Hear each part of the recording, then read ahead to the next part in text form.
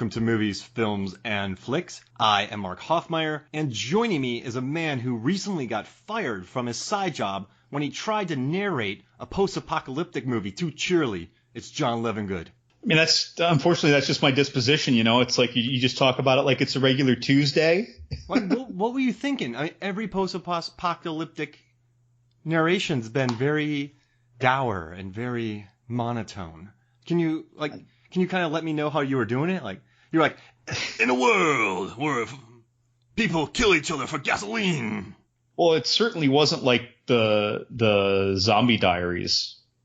Was that the movie title? I always screw it up. Is it the Zombie Diaries? Well, Diary of the Dead.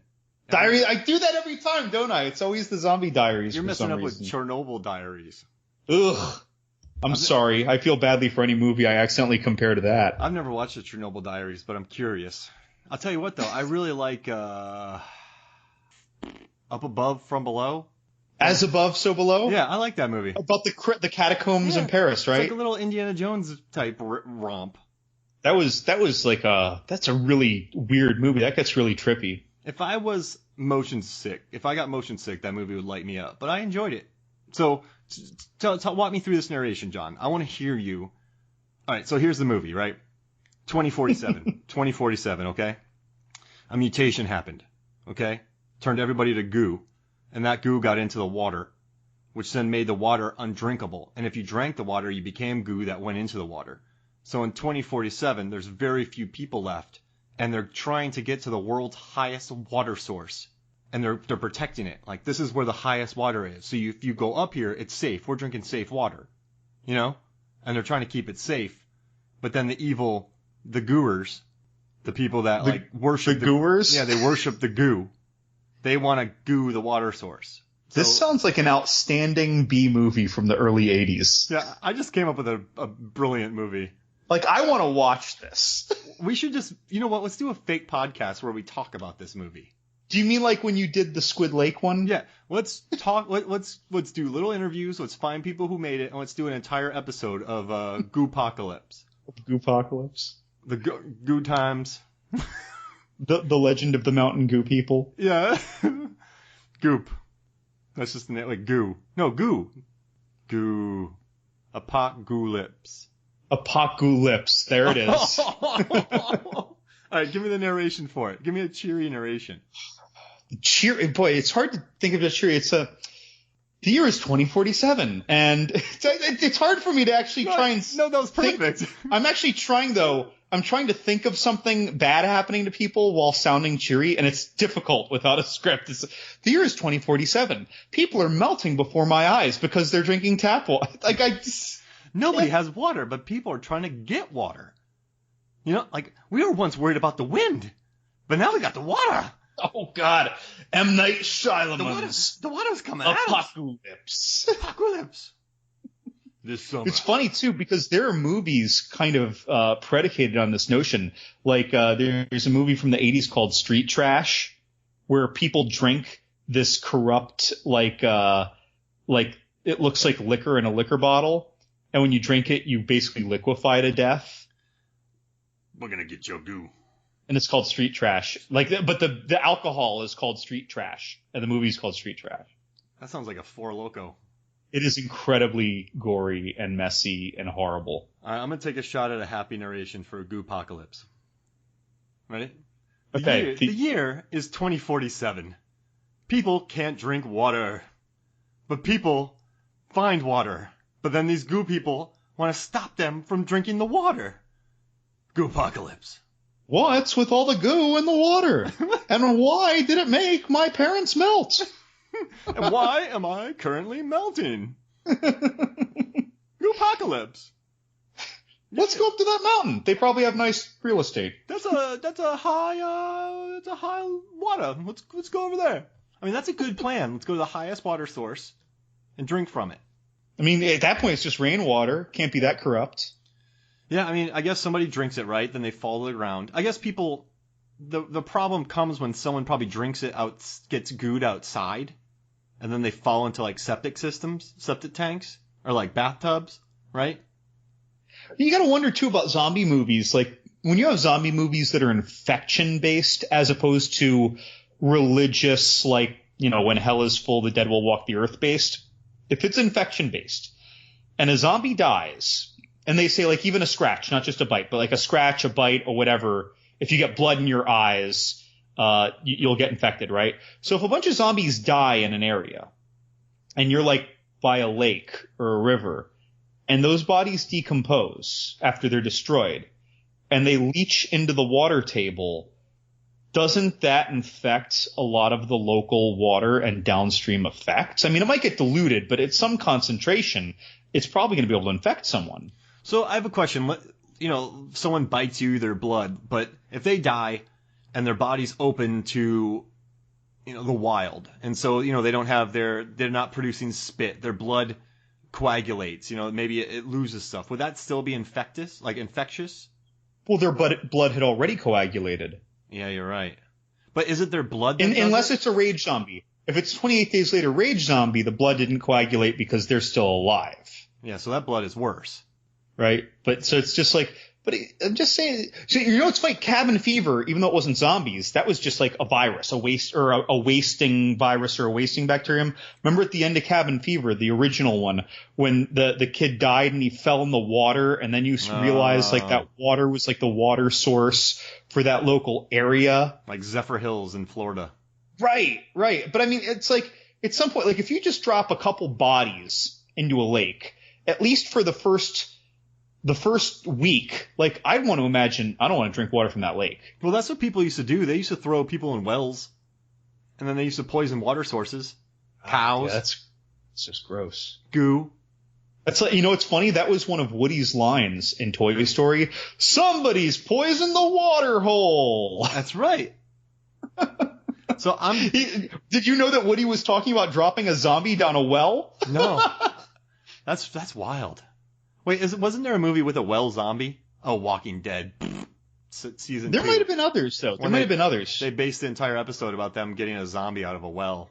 Because Samara, well, she was really more of a grudge ghost, a Japanese grudge ghost that was Americanized, but she crawled out of that well. Didn't Samara just turn out to be a jerk? Wasn't that her whole bit?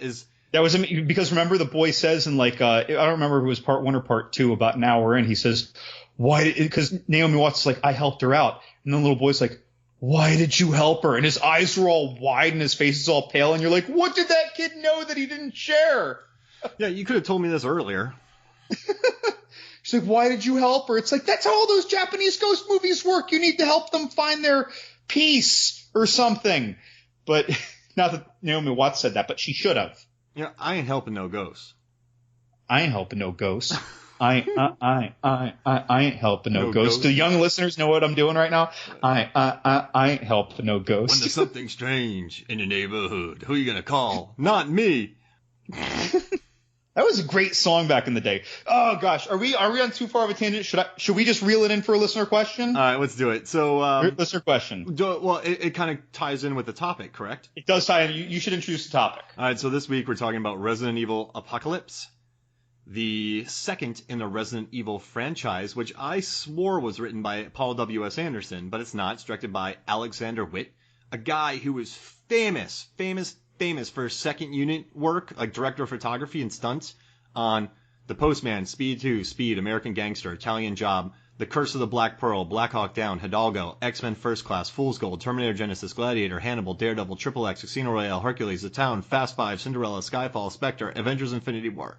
So this guy worked as a director of photography on second unit, and I guess if you're wondering what second unit is, sorry if I'm Mark-splaining to you if you already know what it is, but second unit is the guys who pick up when you're watching a movie and you see a car dashing through the street with no actors in it, that's second unit. When you see a fight scene with a bunch of stuntmen, that's second unit. When you see Ant-Man running on top of a shield, that's the macro unit.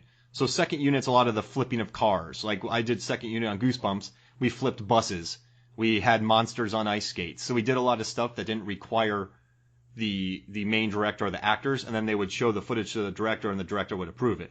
So this guy set up all the shots for amazing movies. He was actually the director of photography on 2008's Body of Lies.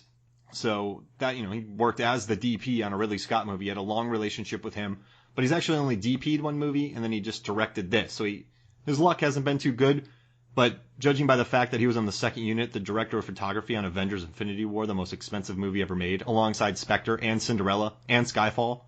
I mean, these are all $150 million movies. Huge name. So this is like his 20th best movie then. Yeah. So this is his directorial debut, and they brought him in because he knew how to handle a lot of extras. He knew how to handle car flips. He knew how to handle action. But he didn't know how to handle a full narrative. So Alexander Witt got brought in. Paul W. S. Anderson comes back to write and direct. This is 2004. The movie cost $45 million, and it was filmed in Toronto during the SARS outbreak, so they were just happy to have them there, and they had the run of Toronto. They filmed it like Toronto City Center. Like, they let them do whatever they wanted in Toronto, and it made $29 million worldwide. So that's what we're going to be talking about today as we go through the franchise. Some love it, some don't, most don't. I can't speak for everyone else. But before we get into that, I guess listener questions? Listener question, yeah. So this one is from Gina from Fort Lauderdale, Florida. And, interesting thing, Mark, is that today, as we're watching this movie, all of our listener questions are from female listeners, which I think is kind of cool. All women today. So Gina writes, you and Mark should decide who did the Dead Walk newspaper scene better. Resident Evil at the end of part 1 and the beginning of part 2, or Day of the Dead. The end scene of Resident Evil is a riff on the opening of Day of the Dead, and it really is my favorite thing about the Resident Evil movie. For me, hands down, it's Day of the Dead. Because if you Google Resident Evil, The Dead Walk newspaper, you'll see a bunch of zombies lurching for a camera. And it's like, who's this photographer? Who are you? Are you behind something?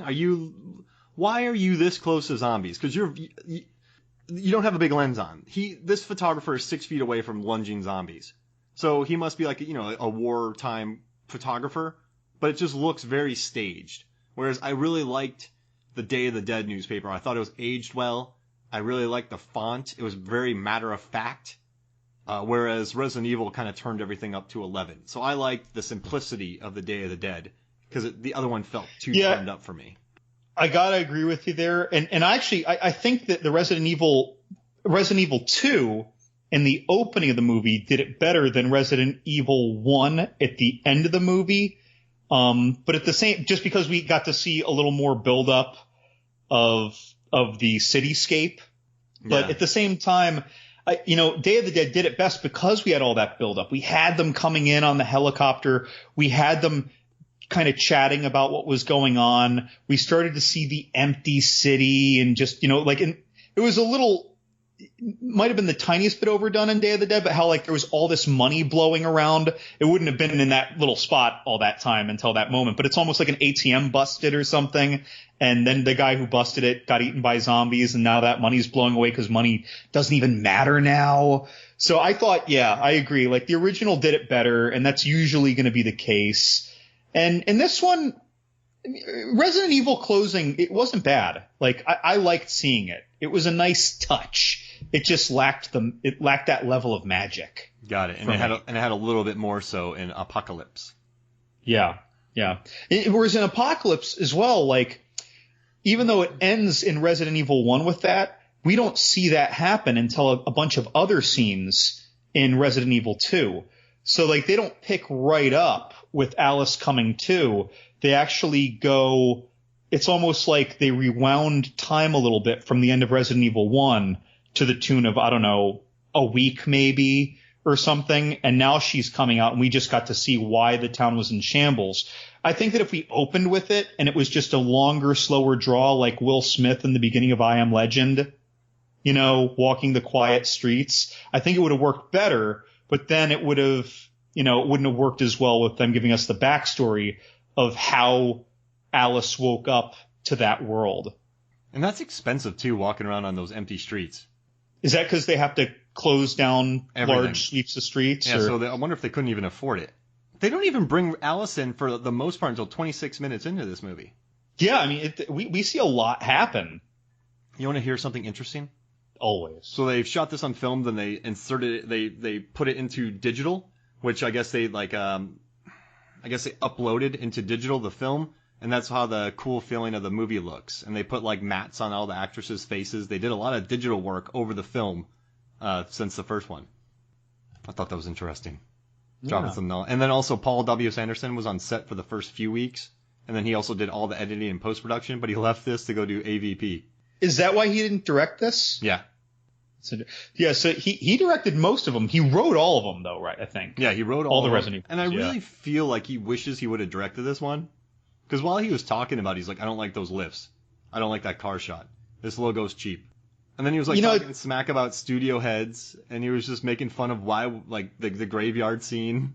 I'm like, Jesus Louise. I enjoy watching this movie, but I enjoy it now more than I did the last time I saw it. And the first couple times I saw it, I pretty much didn't like it. I've just come to like it more and more as I better understand what this movie is before I go into it.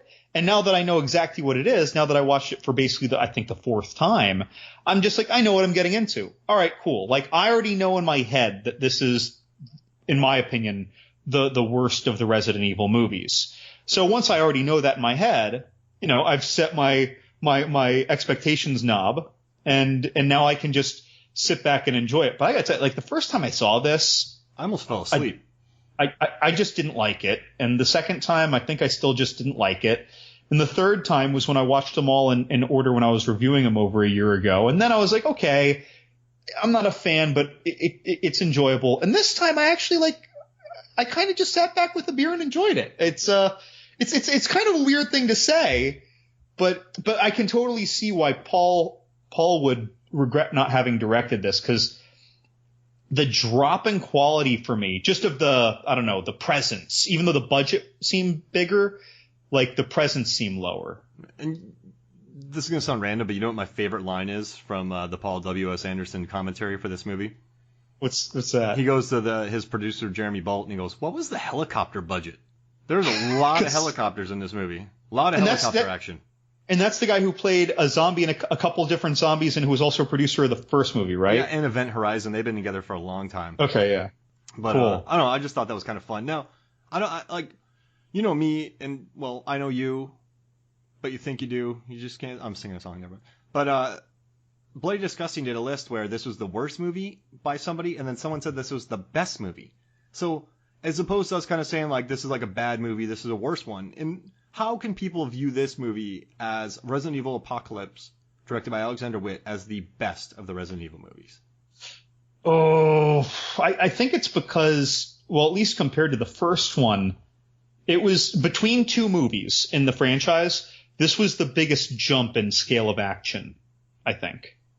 Because we went from a couple contained zombie scenes, even when there's like a dozen or so zombies, to a lot of wide open, larger numbers of zombies scenes. We now have martial arts fights happening. We now have Milla Jovovich doing Jovovich. Just pull Michelle Rodriguez and say Jovovich. Right. She's now doing she's doing kind of Marvel superhero stuff with her motorcycle and her fighting, and in the end she basically goes like Jean Grey with telekinesis or something. This. So I'm not saying that this has the best action or the most action of the franchise. It absolutely doesn't. But when you just go from movie X to movie Y, the jump in scale of action to me was a big change. And also the liquor, which I hated in part one, they really amped up the CGI and the pacing and its kind of on-screen versatility and danger.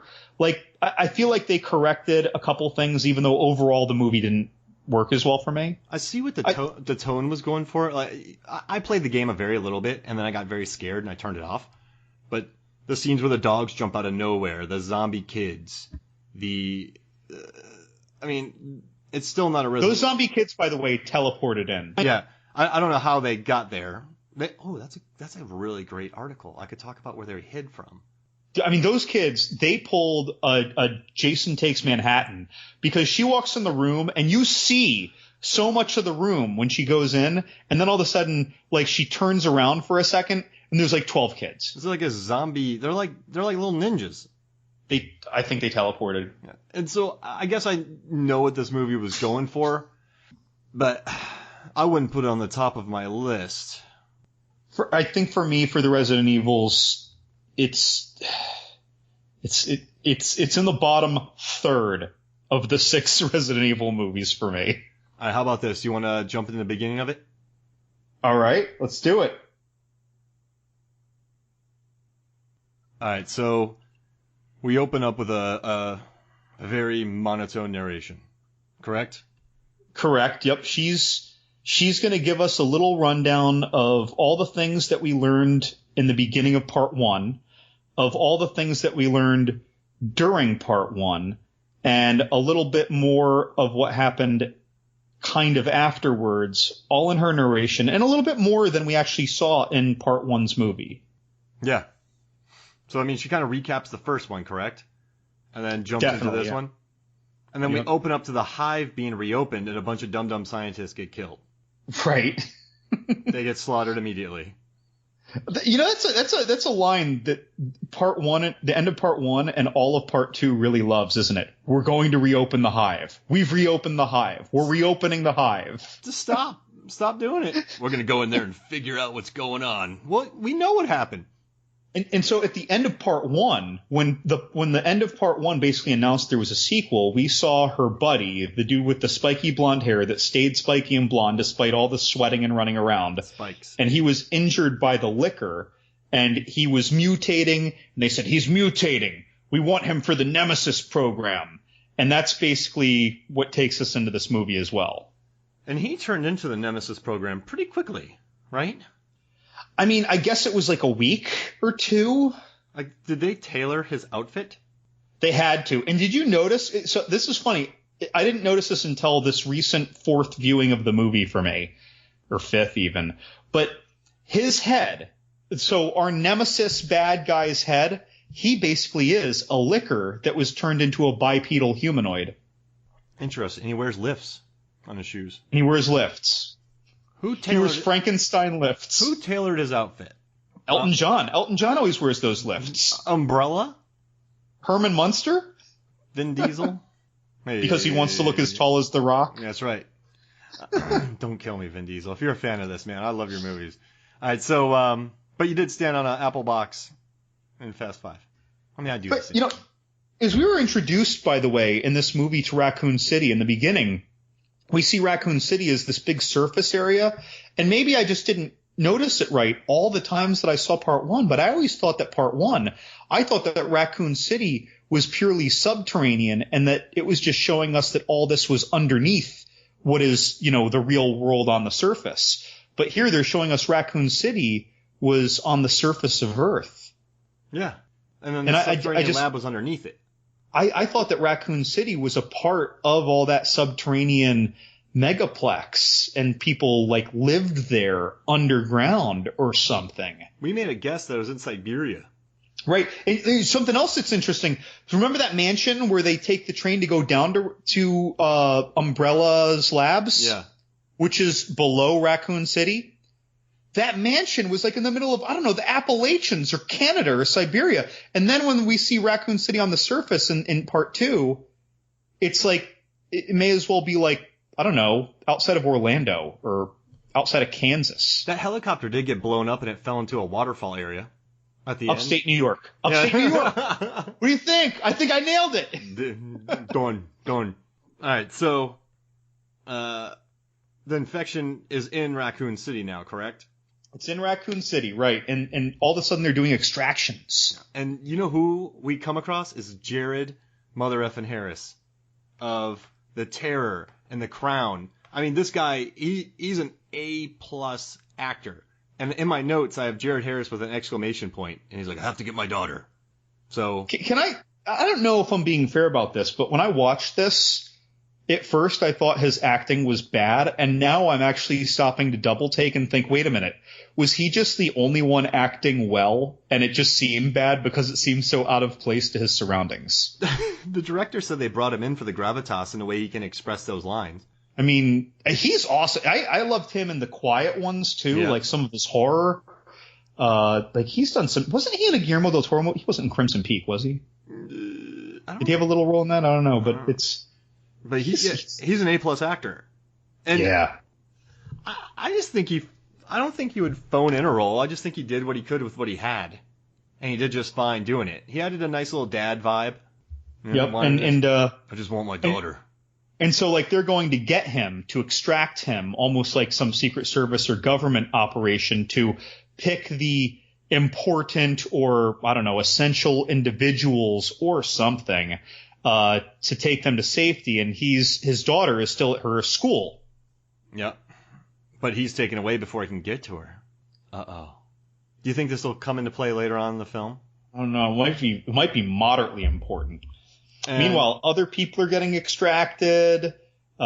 Maybe just some random rich people. We have a very sultry attired cop.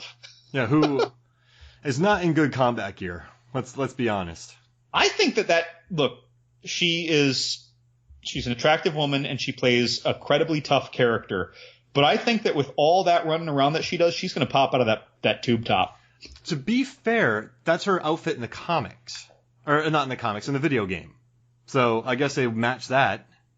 Well, I mean, in the Mortal Kombat games, I can play a woman with double D breasts wearing a string bikini who's somehow staying in her clothes while she does jump spin kicks. Yeah, you can be a four-arm dude with an 8-pack and tailored clothes. And someone who ties on little wrist things on his wrists. But this Jill Valentine cop, though, I liked her screen presence as a tough heroine. Yeah, I think she, and I liked her intro. I liked that she walked into the police station and just started shooting zombies in the head. Like, I dug that. And I think I wrote a note here, and I wrote kind of gangster, and then I wrote, I don't remember any of this. She walks in, she's like smoking cigarettes, she's shooting people, and she's like, y'all need to leave.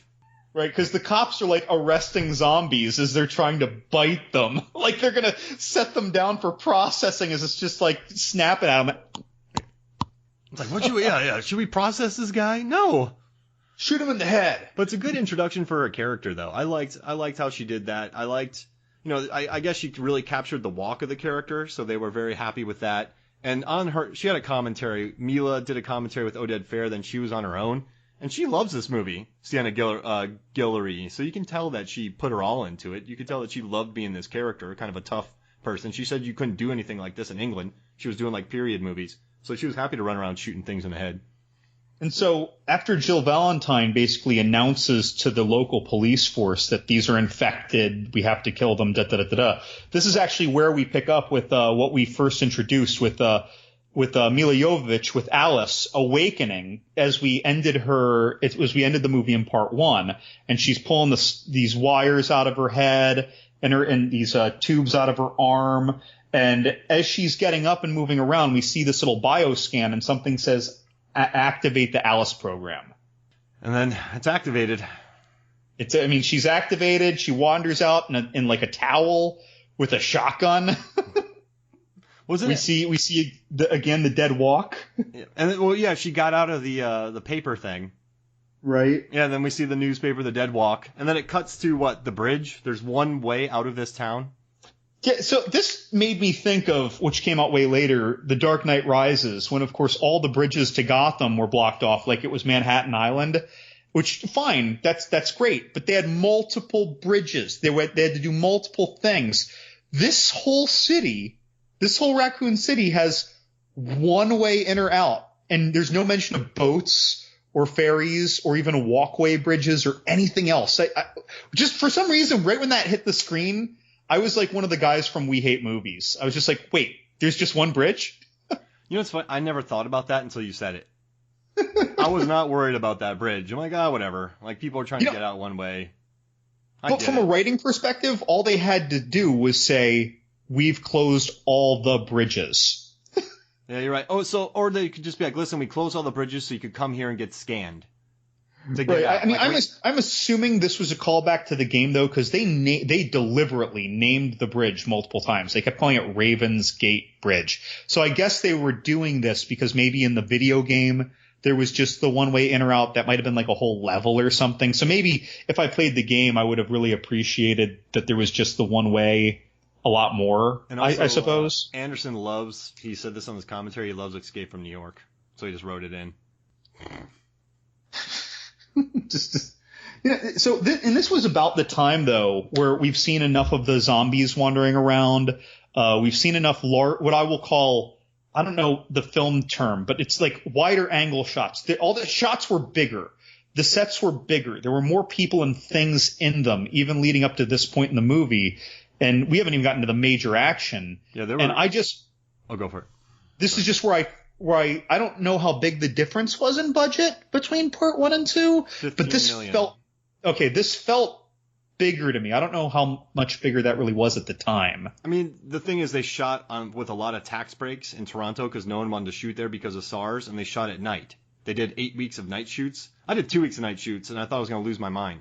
So they did 8, and so I think they were able to get some pretty good locations for cheap. So I think they were really able. I mean, Jeremy, the producer, went there so he could stretch his budget.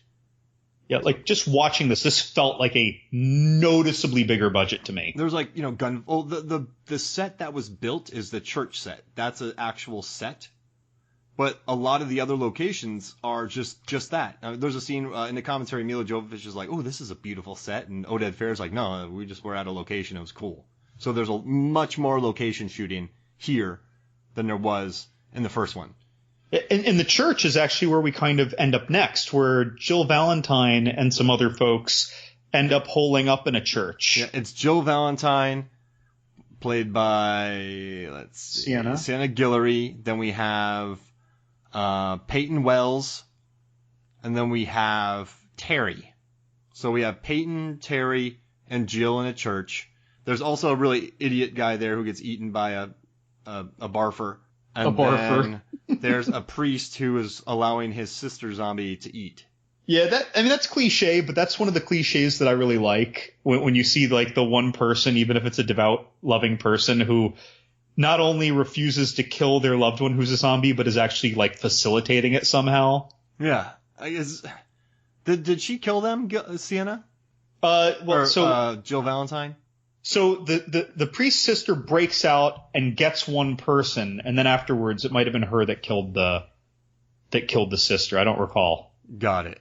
And then the barfers come out.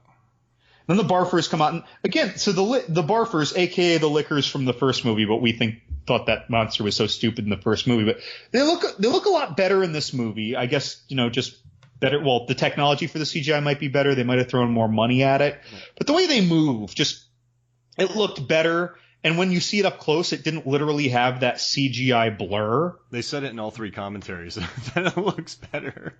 They hated those things. Yeah. It did look better. I still didn't like that it was here. I would have been happy to have never seen one of those things again after part 1. But, it's fine. And Milla kills one with her motorcycle. I think that you were pretty fond of her motorcycle action when she introduces herself to the group in this. Yeah, so we're about 28 minutes right now, and the gang of people are being attacked by the spitters. And the lickers, barfers, pukers. Barf! Not in this car, mister. This is a Mercedes. So she comes in. Now, I would like to write an article about this, my dumb data, but she comes in through a stained glass window. I'd say, what do you think, 15 feet? She has about... It was up at least.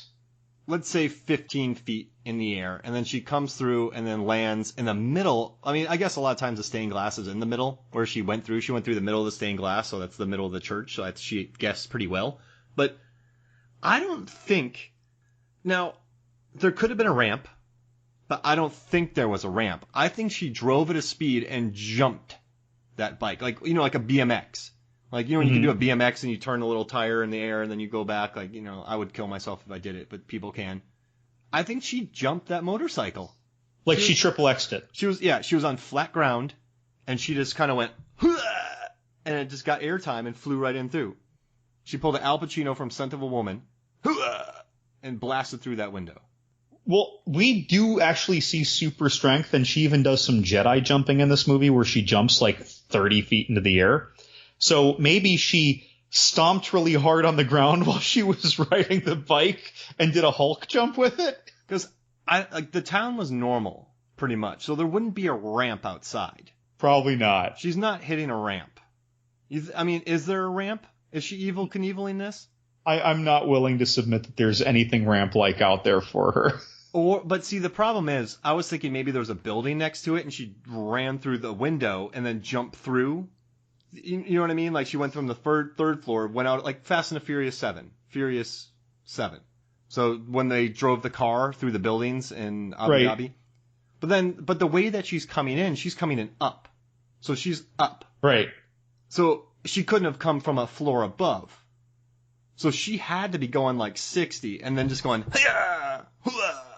and got airtime and jumped through the window.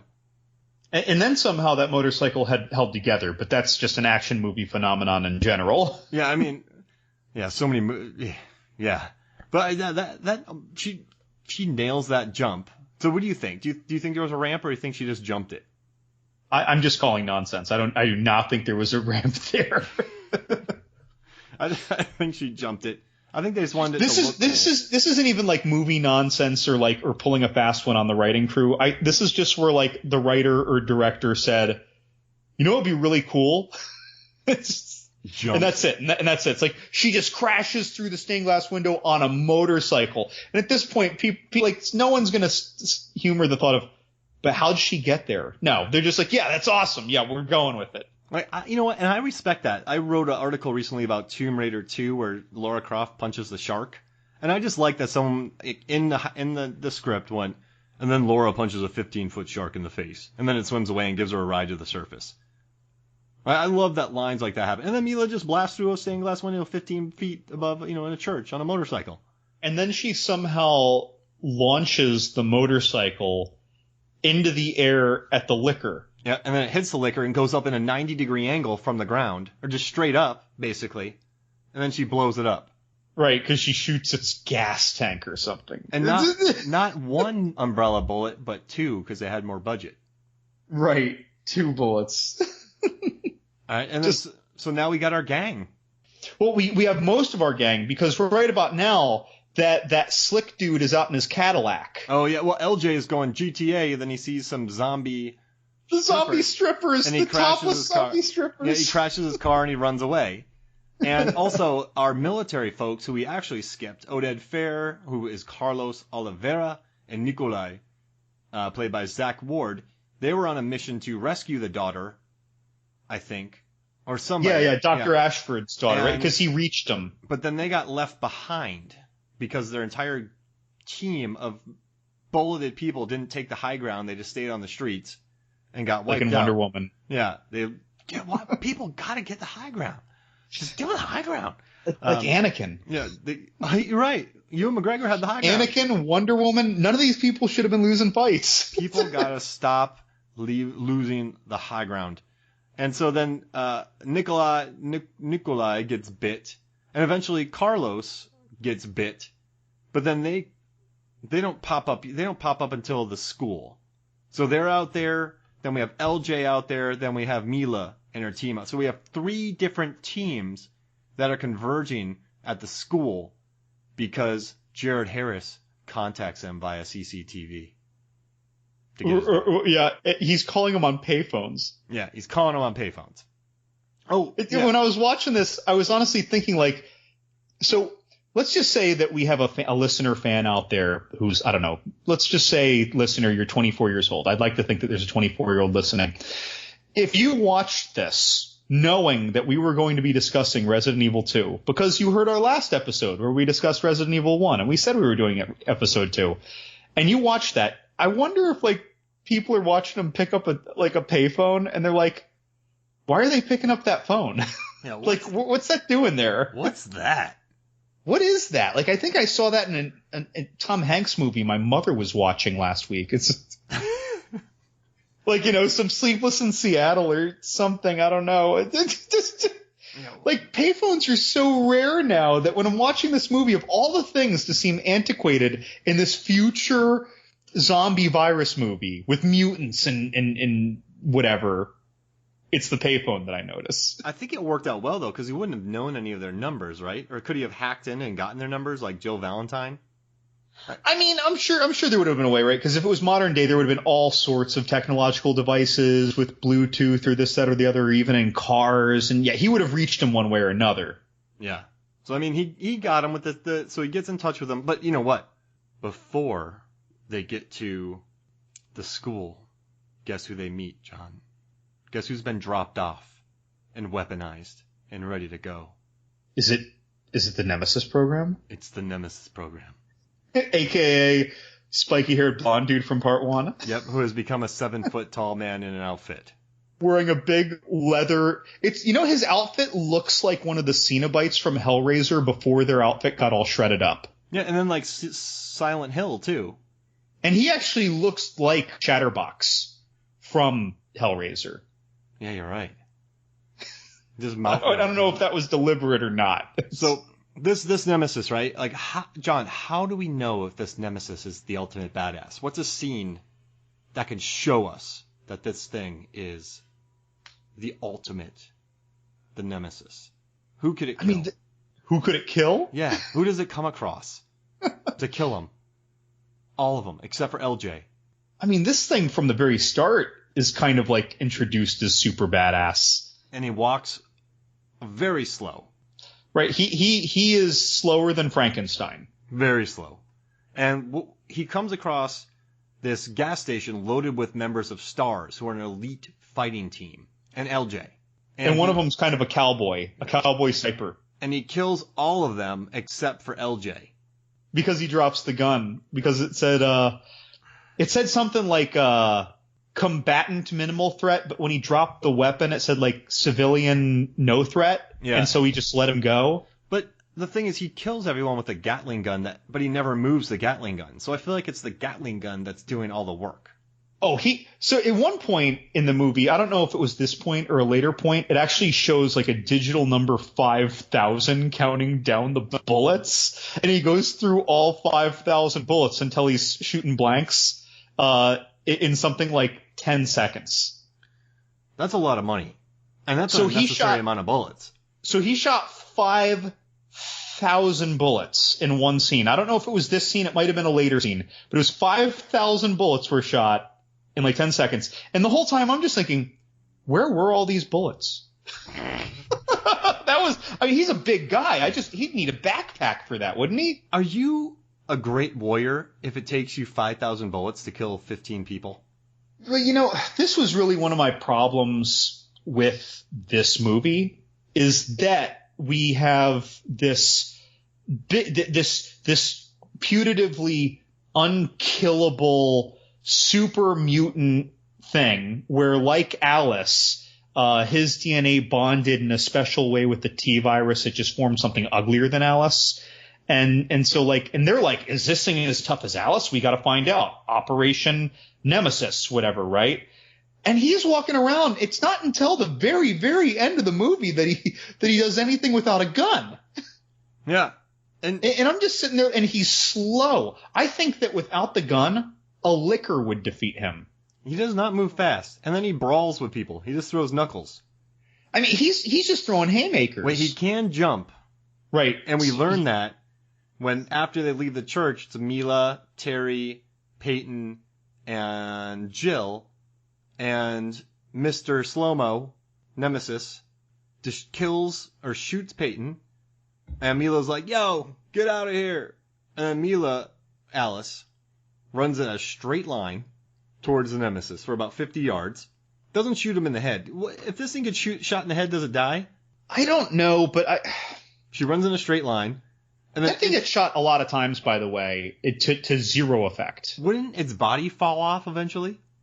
You see, that's just it. Like, tell me something about how hard its skin is. Tell me that its rib bones all have fused together, making a big plate of bone that it's impenetrable to most bullets. But you don't tell me any of that. Instead, I see him getting shot, and every time he gets shot, you see blood. Yeah. And so, does he bleed to death eventually? Apparently not. And this gunfight leads to Alice jumping, and then the thing jumps on a car. And it leads... All right, so I don't want to hate on this. It's an action scene. People are jumping. Jovovich is working her butt off. They wanted to make a practical creature. They didn't want a CGI villain, which I applaud them for. However, there's a scene where Alice is being chased. This thing's knocking down walls. She's being chased. She shoots open a garbage chute, slides down it, lands in a plastic garbage can. The thing So shoots like a dumpster almost, yeah. a plastic dumpster, and the thing shoots a missile at her. It's basically just a ball of fire because there's no shrapnel. It's just a thing of fire going. You know, let's be fair. Even if that was a proper metal dumpster, right? Like on move-in day by a college apartment complex. Even if it was that, don't you think like a Scud missile or like a bazooka missile would do a little more than like that thing landed and detonated like 2 feet That's from the floor of this thing, which I think it was a fireball. Right, like a wizard in Final Fantasy. Because there's zero shrapnel, so he must have a fireball shooter. Apparently, the bazooka explodes into a fireball. So the bazooka is basically made of, like the shell that he shoots is made of plastic would still be shrapnel. It's made of paper mache. A paper mache thing loaded with. It is a Molotov cocktail on a rocket. There we go. Yeah, it's a bottle of vodka, Russian vodka, in a paper bag, no glass. That when it hits, it starts fire. What do you think? I mean, this, as ridiculous as this is, I mean, it's entertaining to watch. Oh no, and listen, I like that. Like I said, I appreciate that they tried to go practical on this. They really did. I mean, Milla's still running all over the place, sliding, ducking, dipping, dodging, diving, ducking, falling and everything, working her butt off. You could tell that she got like in great shape for this, working really hard. She's becoming an action star, if she wasn't one already. This monster really kind of, it should have made it little, right? Or should have made him like Matt, but stronger, like a mutant Matt, like the dude from Cure for Wellness. Honestly, yeah, I think that would have been a better way to go. I think that the final fight would have gone a little more credibly, but I don't want to get ahead of myself. But yeah, I mean, I guess they wanted a certain look though, and that was also, we're not that far after like all the Doom era, are we? We're only like 5-8 years after all the Doom things with all those hell monsters too. I think that look was popular for big bads, and giving them big guns was just par for the course for video games of the era. No, you're right, and I do. I applaud the practical of it. I really do. Yeah, the execution didn't really land as awesomely as it could have, but you know, I see what they were trying to do, and now I can enjoy the movie. Again, 15 years ago though, I did not like this when I first saw it, but now it's like, now I can enjoy it. It's a fun little jaunt. I guess the one thing though is that plastic, like that felt kind of lazy. The plastic dumpster. That felt pretty lazy to me, but you know, I mean, whatever. So how about this? You and I, let's go recreate the stunt in a metal trash can, in a plastic trash can. You can do it. I'll shoot the rocket launchers at you, and we'll see what works better. Whoa, hold on. I weigh 280. I'm the one who's going to adroitly dodge this? No, we're just going to place you in one, and I'll shoot a rocket launcher close. Okay, all right. As long as I'm already in safety, because I don't think that I'm the person who's going to be diving over or into things. You do not have to wedge yourself into garbage chutes.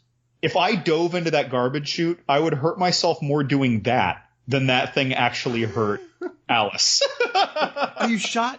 No, man. Man, I landed on my hip and I weigh 280. This sucks. My ankle's blown out.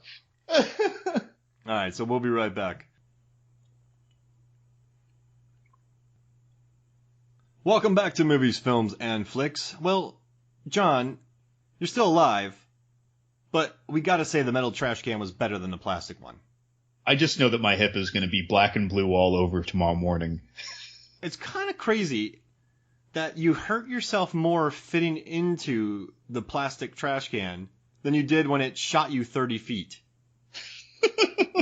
That's probably the case. Can you imagine just me getting into it? Like I'm just like kicking my big legs over. And then you started yelling, cramp, cramp, cramp. And then when you got shot in the air, you actually looked pretty free. Like you seemed like you were enjoying yourself up there. What was on your mind when you were flying 30 feet up in the air? That's basically like a blue whale flying through the air after a nuclear bomb is dropped in the ocean, Mark. But it looks more peaceful than it is. No, but you seem much more comfortable than cramping up in a plastic trash can. Just because I wasn't in the trash can, I guess. You were just yes, you were 30 feet in the air, but you are also not in the plastic trash can.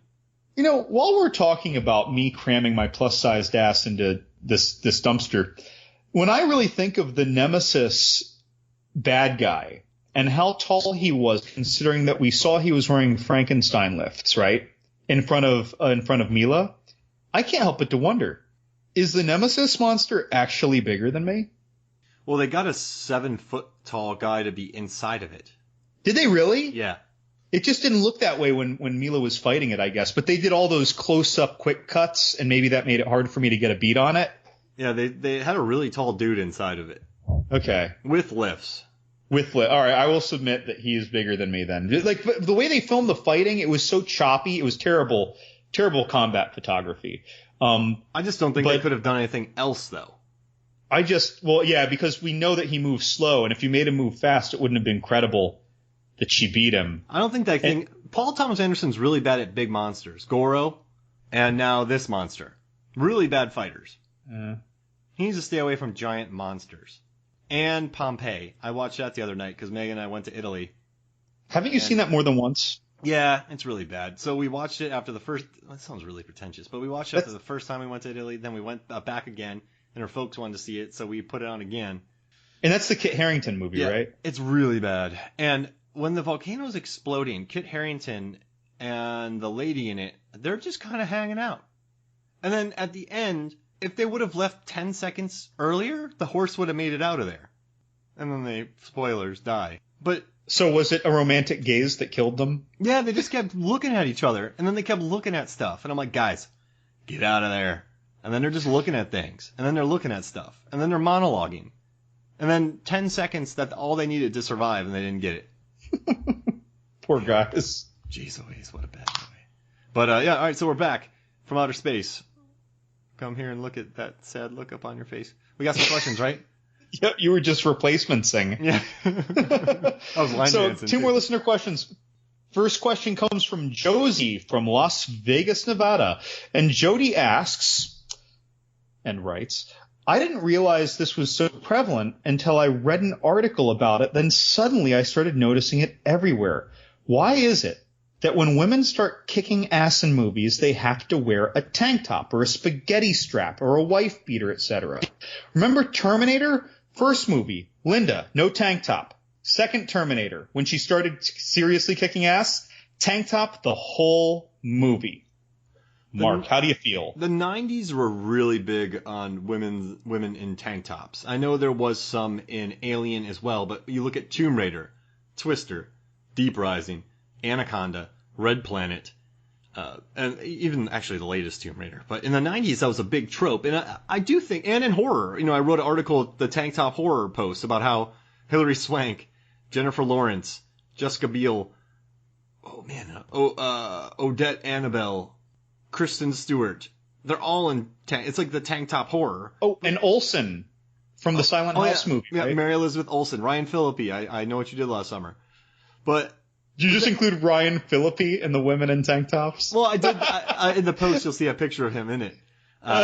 No, but I started looking at kind of men with tank tops, and you have Bruce Willis in Die Hard. You have Fast and the Furious, Dom in his tank tops, and Michelle Rodriguez. You have Superman, the latest Man of Steel. You have Henry Cavill in a tank top. Iron Man, Robert Downey Jr. in a tank top. Wolverine. You had and loads of the old Arnold movies Hugh Jackman. too. Kurt Russell. Just think Tango and Cash. Fright Night, Colin Farrell. Overboard, Rambo, Con Air. Then you have the early movies with Paul Newman. You have oh gosh, he's in The Godfather, and he's in not Paul Newman. The Score. Marlon Brando.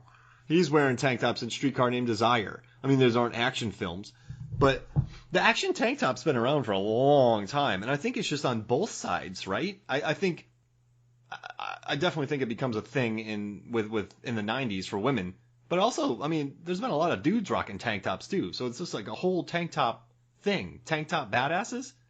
Yeah, I mean, I see two reasons for it, and one reason is... I guess I skipped the obvious reasons. Okay, well, go ahead. Interrupt you. No, go ahead. I mean, it just looks better. Like, shows off the guns. They're form-fitting. It probably looks better on screen. That's the obvious one, right? Is that, or what were you going for? Yeah, like it's kind of a combination. I mean, one, and this isn't necessarily the case with Terminator 2, but in a lot of these movies, especially with the Resident Evil movies, is that, well, first off, Milla Jovovich happens to be a very attractive woman. So yes, they're showing us more of her in slightly more practical clothing than a dress, as we saw her in part 1, right? So it is going to be a little more attractive, but at the same time, especially when these women, and most of these women in action roles, I think just about anybody in an action role, Bruce Willis, it doesn't matter. No matter what shape anyone is in before you get into an action movie, you're probably going to start doing push-ups, even if you didn't have to transform your body for it, right? So this lets us show that off a little bit. And Linda Hamilton in Terminator 2, that might have been the biggest female physical transformation that I've ever seen on screen at that time. Jack. I mean, she was doing actual on-screen wide-angle pull-ups, and I believed it. She had rounded shoulders. She did a bunch of them too. Some takes where the guy's like, "Yeah, 700," and then they stop, and it was just one. She was pumping them out. So like in her case, it was tough, and she, beautiful woman as well. But I think it serves two purposes. It serves the old USA Network movies for guys who like movies. That's probably catering to the women in tank tops thing. But at the same time, it's showing us that kind of tropey, legitimized action hero look. And again, a lot of these folks get in great shape for their movies, or at least better shape than they were before the movie. Milla was in great shape. Linda Hamilton got in amazing shape. Nick Cage and Con Air. Right, Nick Cage and Jessica. Wait, I always mix up Jessica Biel in Stealth and Blade Trinity. Jesus, she could kick my ass. Oh yeah, she was just all sleeveless shirts. Yeah. Did Ryan Reynolds had the same thing too? He had sleeveless shirts as well. And he also went topless. Yeah, that's right. But we're just going for gender equality here, but he went topless in that movie. I gotta break one thing down about Resident Evil Apocalypse. They were on the commentary, and Jeremy Bolt and the director were talking about Alexander Witt were talking about her outfit, and they all made a joke where they're like, "Oh yeah, Milla looks great. How'd you decide on that?" And they're like, "We don't decide on that. Milla decides on that." She picked her wardrobe. Yeah, there were costume decisions were one-sided. So Milla came up with her costume. She has a lot of input in these movies. If you listen to the first one, this one, she has a ton of input. So she picked out this outfit for this movie. This was her decision. By the way, do you happen to know the real-life timeline? Was she yet married to Paul W.S. Anderson when this movie came out? No, I think they got married in 2007 or 2009, one of the two. They kind of got together, he proposed, she's like, then she left for 5 years, and then they got married. Okay, so it's not until like the fourth or fifth movie that they're married. Yeah, but she had a ton of say in her wardrobe on this film. So okay. No, I was just curious if that weighed more directly in or not. Yeah, that's kind of the story I read, is that she was like, and then he wore her down. He wooed her for years. I wonder what they originally want her in. I have no idea. But yeah, no. The director and Jeremy Bolt were like, yeah, we probably just would have put her in like jeans and a shirt. Like maybe if they're lying, I don't know if they're lying, but I'm gonna take them at face value because I don't think they would lie on a commentary. But they're like, yeah, we just probably would have put her in like a combat gear. Mm-hmm. Like they had because when she got dressed in that outfit, she was in a combat store type thing with all those outfits, and then she ended up cutting up a tank top and putting it on. So yeah, she picked the outfit for this. I mean, I don't think a lot of these actresses who are in Twister and all that kind of pick tank tops, but yeah. So I thought that was pretty interesting because I dug deep into it and figured that out and listened to the commentaries. All right, so our next question is it kind of follows the same general thought process, is Katie from Westmont, New Jersey. And Katie writes, I definitely think that Alice suddenly gaining in part 1 and then losing in part 4 her superpowers needs to be discussed. But generally, my complaint or comment about this franchise as a whole is that the games are amazingly good, and the movie lazily relies on the title and existing fan base to carry them through bad scripting and turning a potentially fantastic and terrifying story into a half-assed action film with a scantily clad female front woman. I think that a lot of the video game translations can fall. I think a lot of the video game translation falls short. Silent Hill was similar. That being said, I enjoyed Resident Evil, the first one at least, for what it was, even though it wasn't nearly as enthralling as the game series. I also enjoyed Silent Hill. Maybe it's something about the creepy little girl villains. So that's a lot of interesting thought there, and I get the commentary on relying on a scantily clad heroine for the people who didn't know the games. That was probably something that helped get me into the theater when I was 21 to see part 1, but I probably would have gone anyway because it was just a neat action movie, right? I don't know. What's your reaction to that? God, there was a lot there. I mean, video game movies traditionally are bad. For years, they had a lot of trouble adapting these games. You had Street Fighter, Super Mario Brothers. Just after this, I think, was Doom. Yeah, Doom. That was garbage. You know, for a while, Rampage at like 53% was the highest rated comic book adaptation, or I'm sorry, video game adaptation ever. There's like a curse behind these video game movies.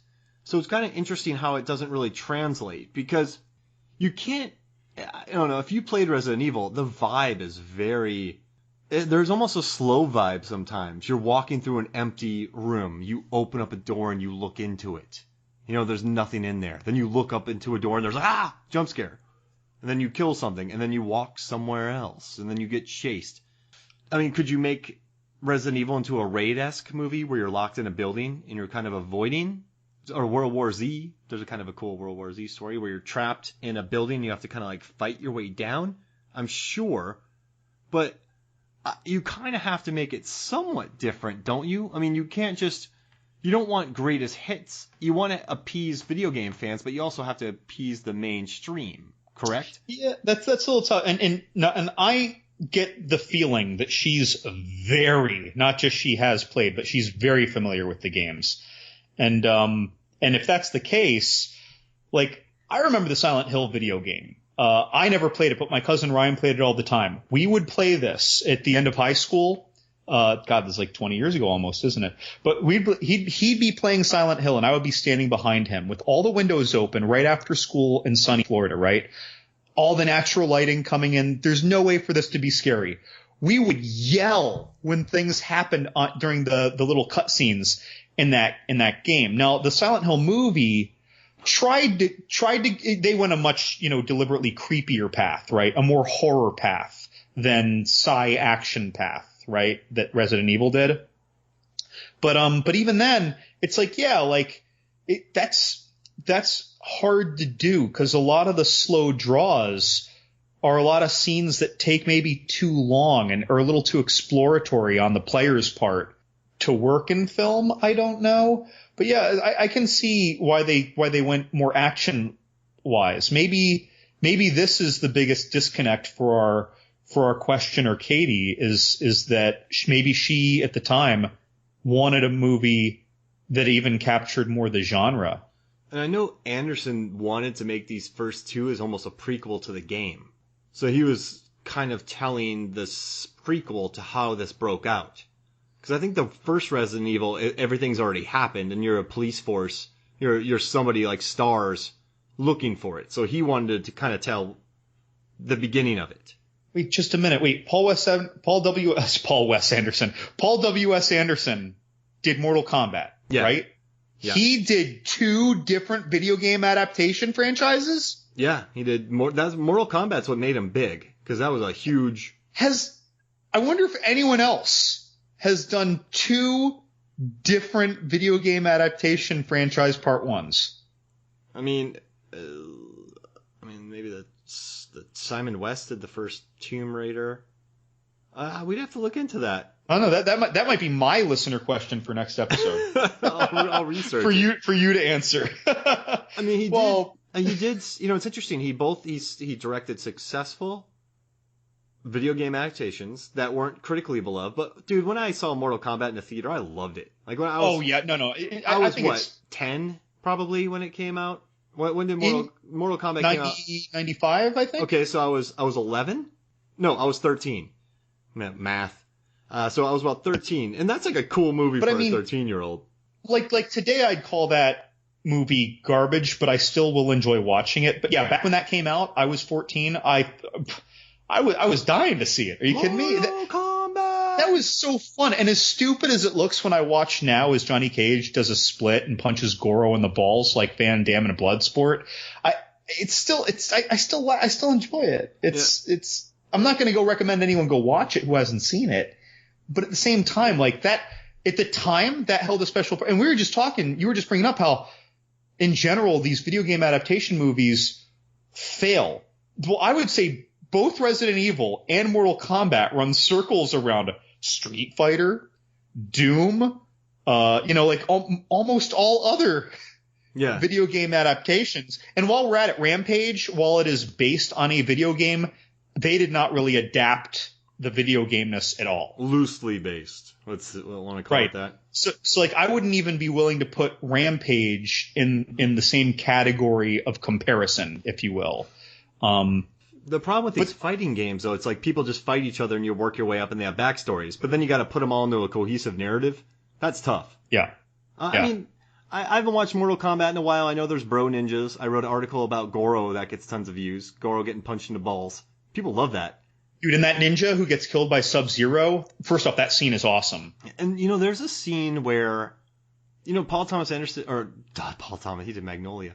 Paul W.S. Anderson, when he was showing Mortal Kombat to audiences, originally he had Sub-Zero and Iceberg.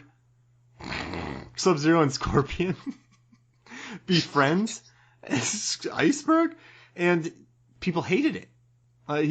So he had to go back and reshoot scenes, so they weren't friends. It's pretty interesting how you got to keep things different, but if you do it too much, you can't have everything the same. But if you're two different, people hate it. Well, and on screen we need certain kinds of rivalries, and maybe that didn't really exist in the game so much, or at least I don't know what the little clip scenes were, even though I played Mortal Kombat a lot. But can we do something? Can we blast back a little bit so I can? What are we blasting back to? Where do you want to go? Alice comes in and saves Jill Valentine and crew, and this is going to give us our PG-13 rating. Is this in the high school? This is in the church. Saves everyone's lives, and then Jill Valentine goes, "Who the fuck are you?" And it's like, "Thank you." Like, just say thanks. Like, don't, John. If I'm being attacked by barfers, right? They're barfing everywhere, acid's flying everywhere. You fly in and do a very clumsy landing, but then you get up and you kill the barfers. I would be like, thank you. I wouldn't be like, hey, who are you? I think this is the tough bro moment where, like, the one bro is like, I totally had this under control. And then the other bro's like, didn't look like it because I just had to come in and save your ass. I'm like, well, I didn't need you to save my ass because I was about to save their ass and your ass from that thing before you saved my ass by killing that thing. Oh, yeah. Look out behind you. I saved your ass again. I think they were just broing up. Yeah. That she was just broing up. Just broing? Because I was just like, say thank you. And did you know LJ was supposed to be Snoop Dogg, but he had to back out at the last minute, so then they got Mike Epps, so they had to rewrite the character completely. I think I'm happy with how that went. And Epps was he was good comic relief. Oh, dude, I love Epps. He's funny. He was. We skipped an entire scene, John. Is it the dog scene? The graveyard. Is this where the graveyard came in? Yeah, when they're leaving the church. When all those zombies were rising from their 2-foot deep graves. Yeah, and no coffins whatsoever. And one guy just exploded from the dirt. I'm like, did they just bury a coffin and then dig up some dirt and throw another guy on top of it? Apparently. Yeah, that's my criticism in a lot of zombie movies too. Like, they were digging out of this. Right. It's funny too. I can't help but to wonder. I feel like, so you know how we even had the listener question about the Day of the Dead callback with the Dead Walk newspaper scene, right? Mm-hmm. And then one of these zombies that rises from the dead, that comes out of a grave. It has a bunch of like mealy worms, like a bunch of like, larvae coming out of its eye socket.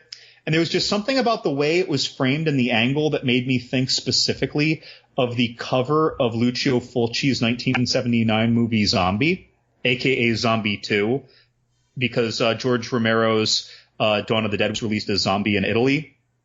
And I can't help, I honestly think that was a callback to that. And then you show us this other Rising from the Dead thing, and I think that was calling back Return of the Living Dead. I think that some of these scenes like the rising from the dead the way they did, I don't necessarily think that was the typical short-sighted, this is the convenient way to make it.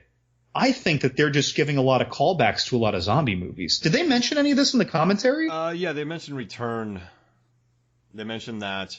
I mean, Paul Anderson, he loves horror films, so he does a lot of these in there. But he also made fun of it. He's like, why are they just stopping and talking in a graveyard when there's a zombie apocalypse? Yeah, he was making fun of the movie. Mm-hmm. But yeah, so I mean, yeah, he definitely did make a comment about Return. But yeah, they survive this, and then they end up in the school, right, where they meet Oded, and they meet Carlos, and then they also meet the other crew, LJ. So they all team up. Everyone's together. How do you remember all these names? Well, I always write them down. Okay, because I'm thinking it's like there's the redhead dude who's Russian, who for the first third of his screen time didn't sound Russian to me. And there's that dude from Deuce Bigalow. Like, that's how I'm talking about these guys. Wait, Oded Fehr's in Deuce Bigalow? Yeah, remember he was the male prostitute. Oh. Yeah. Yeah. And he was also in The Mummy. Yeah, he was good in He was the head of that rebellion team protecting the Lost City or whatever. And he had to deal with Brendan Fraser's wily character. You know what's funny is that after I moved to Tampa, because we have Cigar City Brewing here and they have the Hunahpu Imperial Stout, after that I had it in my head that Oded was and his band of like Arabs were protecting the Lost City of Hunahpu instead of Hamunaptra. I mean, they got to protect that beer. That's delicious beer. They got to protect that Hunahpu. That's why it's so hard to get. I still haven't had it, John. You need to get me some.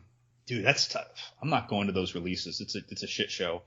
All right, so wait, yeah. So everyone's together, right? Everyone has found their way to the school, correct? And we got the school. We're gonna have another dog scene. Yeah, not as good. I did not like the dog scenes in this. Like when you see the cages, you're like, oh, okay, more dogs. But then when the dogs are executed on screen, it lacked that fun. And of course the novelty is gone too, right? But it lacked the fun I felt that was captured in the dog scenes in part one. Well, the part one handled it so well. The dog comes around the corner. She goes into a room. There's a zombie. She kills that zombie. She goes into another room, turns around. There's 5 dogs behind her. That's a very good setup. You're not going to do that again. Yep. So, I mean, she does a weird jump off the wall kick to the dog. Yeah, and then dog just dies. They kind of jump the dog on this. They jump the dog? Yeah. Because Nikolai gets killed, right? The lady gets killed by stealth zombie children. Let's see. That teleported. Yeah, Terry gets killed. She wants her Emmy. She's not going to get her Emmy. She gets killed. And then this leaves us with Jill, Carlos, and Alice. And LJ. Right. So it leaves us with 4 people. And then Jared Harris gets in touch with them after they kill the dogs and they deal with the children and they find his kid. They find Jared Harris' kid. And he's like, come to the city center. A helicopter's leaving in 20 minutes. Right, because they just finished that level of the game, and he was giving them the informative exposition scene before they started the next level. I would just be like, can't you bring a helicopter to us since we're rescuing your child? And that would have been much more convenient. Yeah, and I do like the scene, though, in the school there when LJ's looking for something, and he opens up a door and a skeleton falls towards him. That was random. Yeah, and then he goes, ah! And then a zombie comes at him, and then Carlos kills him. I liked Carlos and Alice together. I thought Oded and Milla had a lot of chemistry. I thought they were good in their little scenes together. And in the commentary, they're actually really funny together. And I don't mean this as a negative slight to either of those actors, but both of them are very well suited for marginal action movies. Who? Milla and Oded. What do you mean marginal? Because, in other words, even when they're in an action movie that isn't very good, they seem to carry themselves well in it. Oh, yeah. I don't know why Oded hasn't been in more stuff. I mean, he was in, 2 Mummy movies, Deuce Bigalow, this, and then, a couple other of these movies as well, I think. But yeah, A bunch I of TV can't shows. think of other stuff. I mean, he's probably been in a bunch of like straight to DVD movies called like Extreme Ops and Black Ops and whatever with Scott Adkins that you've never heard of or Van Damme never heard of that came out in the last 10 years. But yeah, he's not in a lot. Oh, he was in 24 Legacy. He was in the first Once Upon a Time. He was Jafar. Blacklist. Stitchers? Quantico. He does a lot of one-offs. He was in Covert Affairs for a long time. NCIS, he had a good run. Young Justice. Young Justice. Oh, he came back. Oh, no, I don't want to talk about that. No, this guy stays busy. But he does a lot of one-offs on TV shows. That kind of sucks. Because I think he's a good actor. I think he could headline things. Or could have. You know, maybe one reason he doesn't get a lot of work is that he's tall. Yeah. He's really tall. Yeah, he's a big dude. I think he's like 6'1" to 6'3" in Hollywood. That gets tough. You can only have one of those people on set. And usually it's The Rock. Yeah, he's 6'2". Yeah, he's he's 6'2".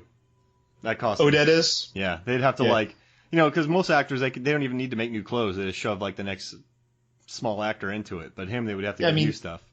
Like if he was like some like agent capturing Jack Reacher, Tom Cruise, like he's like 1.5 Tom Cruises tall. Like you can't put him next to him. If Tom Cruise threw a punch at him, I don't know if his fist could hit his throat. He couldn't reach. He'd have to jump. Yeah. He'd have to do a jumping hook. How goofy would that look? Right in a guy's throat. All right, so school scene. What, like, you didn't like the dogs? I don't remember that. I just remember the dogs killing Nikolai. Yeah, they just weren't as good. They just kind of jumped out of nowhere. Yeah. Like a papier-mâché. I can't help but to think that they just put the dogs in because they're like, oh man, people loved the dogs in part 1. We need to do the dogs again. Well, they did say that. People love the liquors. People love the dogs. So they just brought things back. Who loved the liquors? People like the liquors. Oh, boring. People love the liquors. Hate those barfing liquors. Yeah, barfing and licking and spitting. Those barfing liquors, the licking barfers. So this leads us, John, to probably the best fist fight of the 21st century. Ugh. So they go to the city center of Toronto. It's very cold, by the way. Oh my goodness. And this is when, well, we've already met him, but Thomas Kretschmann, he's Major Kane. So he's like the head of Umbrella. And he's the one that unleashed Nemesis. And here he is in a helicopter because he wants the daughter. Because the daughter has been turned, but a serum is keeping her from becoming a zombie. So he wants her. And he actually just murders Jared Harris. Harris is that was bold too. When he's just trying to prove his point that he's willing to kill. When Alice is like, no, we're not giving you the girl. He's like, I'm going to kill someone, and then he shoots purportedly the most important person there. The guy that could probably get you could cure everything, murders him. Well, because so what this movie reveals to us early on is that there is an antigen to the virus, even though in part 1 if you just watch part 1, you're told there was an antigen, an antivirus, if you will, and it all got destroyed because James Purefoy destroyed it. And so like there isn't any. So he shot the wrong guy. So yeah, so if ever there was someone who could, dig up his old, I don't know, equations or however this looks. I just imagine like Good Will Hunting with like equations on the wall before he goes to his chemistry set. But the one guy who could make this again with the greatest probability of success, he killed. Murdered him. So now what happens if the girl dies just by accident? Yeah, they're done. Horrible plan. Dude, he could have shot anybody else. All right, so want to talk? So I mean, this is it. We're at the fight. They get them kidnapped. Everyone's kidnapped, and then let's see. Major Kane is like, okay, Nemesis, Alice, you two are the same but different. You two need to fight. And then they show a fight scene that's probably has 7,000 cuts. Correct? Oh, I hate that so much. And it's just the two of them throwing knuckles at each other. But then, you know what's crazy? The thing starts losing to Alice, and it just pulls off a metal bar and tries to hit her with it, and then it gets impaled on what it pulled away. And then right. And speaking of how stupid Major Kane is, Major Kane knows that the Nemesis is still alive. He's like, we don't need the Nemesis no more. We'll kill it. So the Nemesis is like, screw you, and it teams up with Alice, and a very drab gunfight breaks out. Because apparently it still has a little heart in there. Because it still has one blue eye that Alice sees.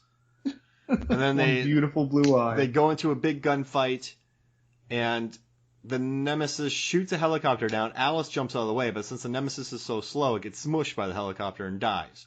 That was a fitting end to what I thought was one of the worst fist fights of its decade. I mean, I don't like hating on things, and you couldn't have gotten much action from the Nemesis because it's just so big and unwieldy. Man, I am going to say, Mark, if there was one part of this movie that I hated, it was that fight. It's a very bad fight. It's a very bad fight. Very bad. And they were talking about how many moves they had to learn. They had to learn different, like, choreography, and Milla's, like, giving it her all. I wonder what she was thinking at the time. And even the director, and the producer were like, yeah, this is cut really quickly. And they're like, yeah, we had to make it, like, exciting. So I think that was their way of saying we couldn't show the creature. I was watching Into the Badlands last night. We watched the first episode. And there's scenes where the guy... Of season 1? Yeah. You mean the pilot? Yeah. And great. There's a scene where him and the main character and a stuntman do a trade about 10 moves in one shot. It blew my mind. They do that a lot in that show. And in this one, it's just kind of like, all right, so in your head, pretend you're the Nemesis, right? Put your arms out, straight out, and then kind of like bow them out a little bit. And then just kind of spin. And just kind of like shake your hip like you're punching somebody. This is what the fight looked like with that monster. Right? You're just kind of, or like put your hands 10-2, like you're on a car wheel. Right? And then just start doing that. That's what the monster looked like swinging punches. What do you think? It was bad.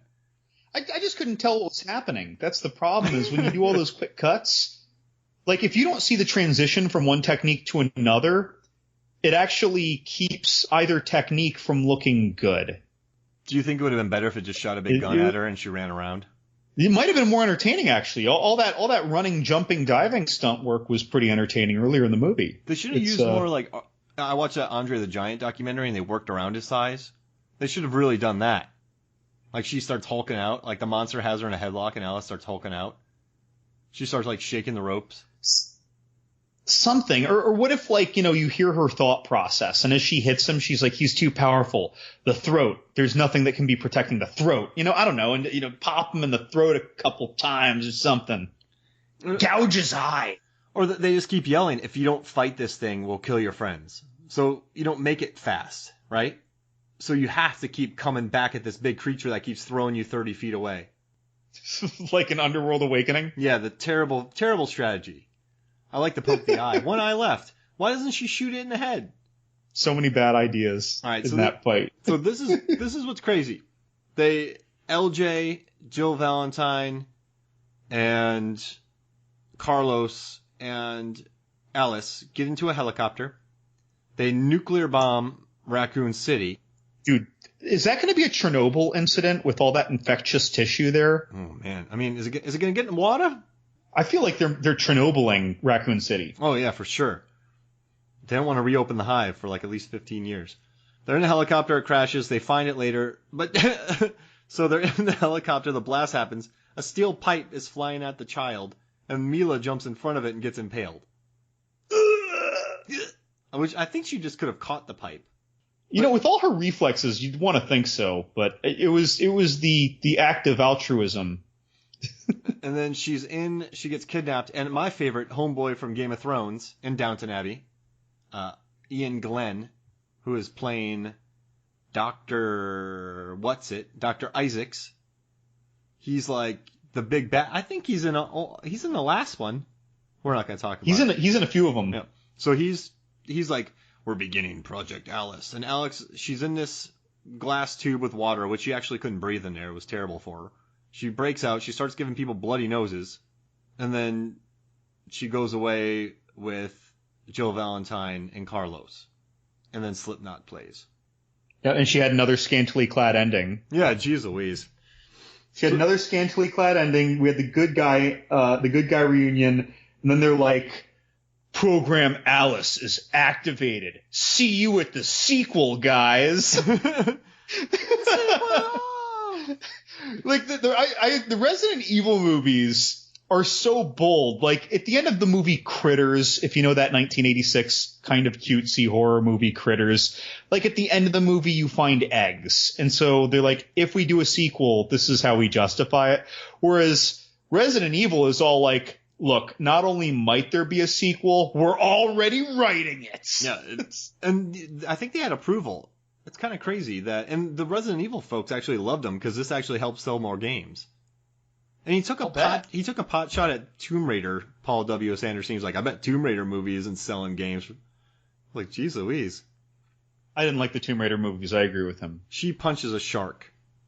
Specifically the first two. I'm not talking about the new one, but the old ones. They were entertaining to watch when I was young once, but I can't watch them anymore. I fell asleep during the second one. And the new Tomb Raider I watched on a plane, and it's perfectly serviceable. Yeah, Vikander's good. The dude from Into the Badlands is in it.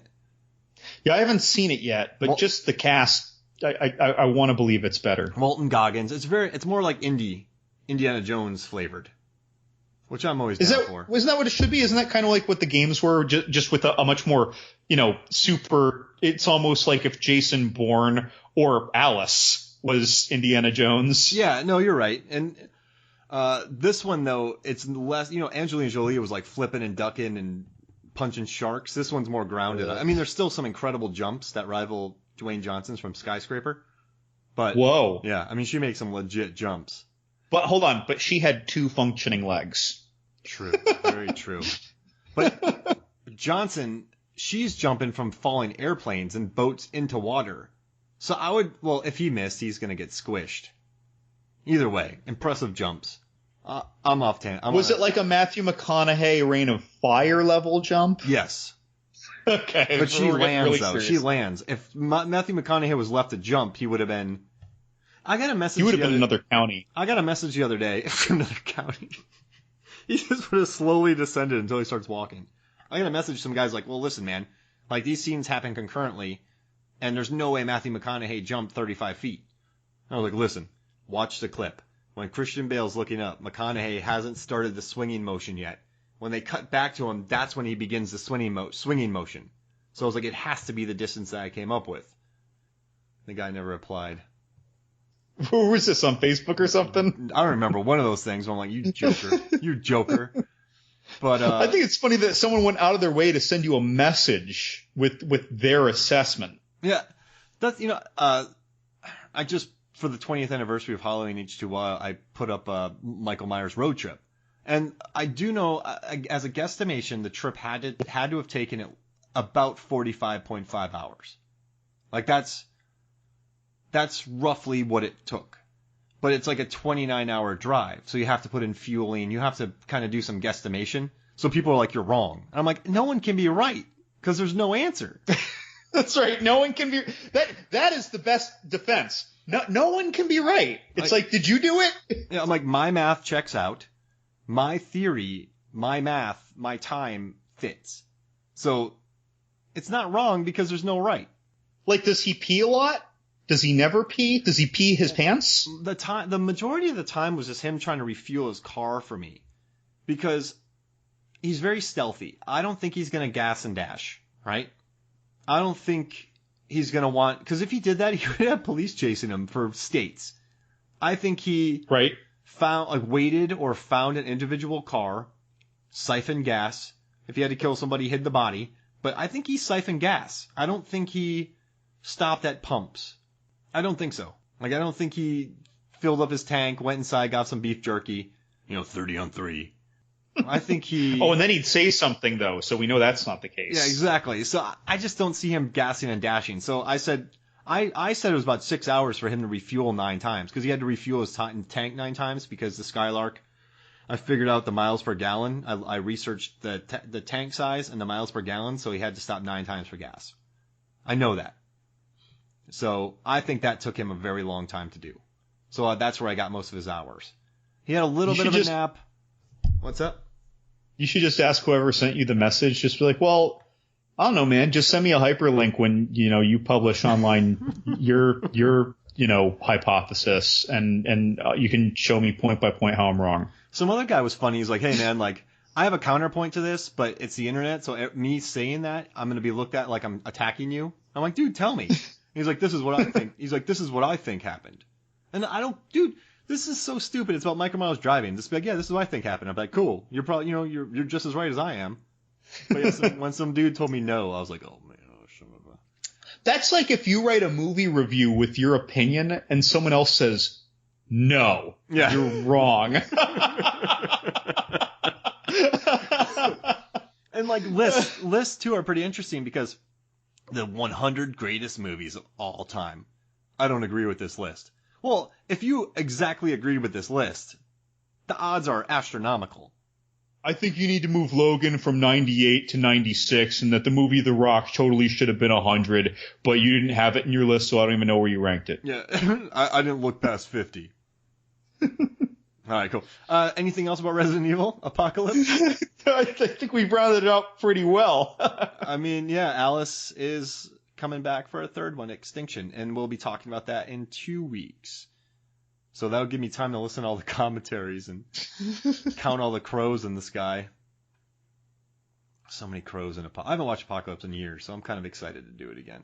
Extinction. And if you guys know, I'm not getting ahead of myself, so I'm really looking forward to getting Apocalypse out of my taste buds. Do you have any plugs before we get out of here?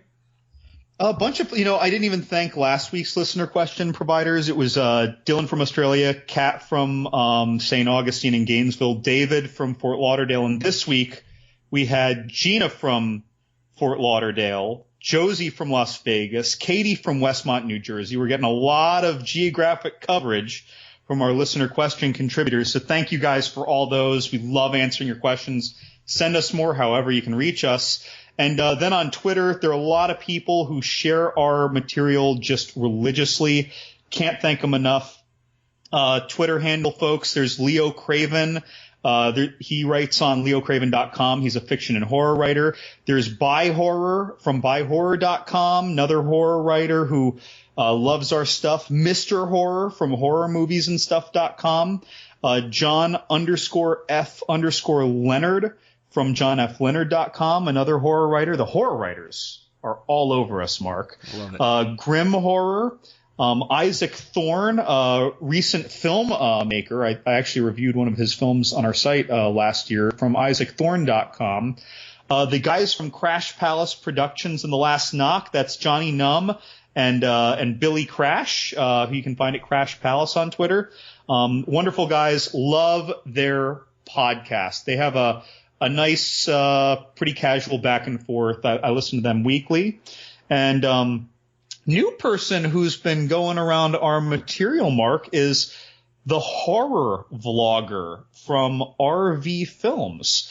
And that's Robert Valentine Films has been following our stuff and posting it around recently. So I'm going to keep an eye on him and maybe return the favor a little bit. But all these folks are just unsolicited and going to our site and sharing our material on their own. And we really appreciate that little publicity. Every little bit helps. We're always trying to get our name out there.